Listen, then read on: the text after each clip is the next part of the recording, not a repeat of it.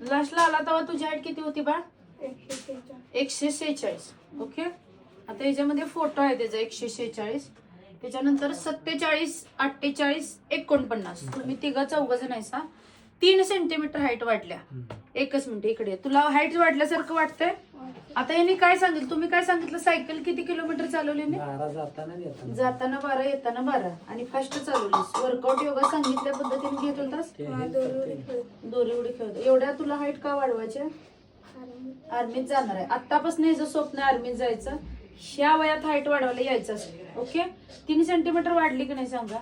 12 kilometre येताना आणि जाताना 12 किलोमीटर सायकलिंग प्लस तो स्किपिंग करत होतास ना.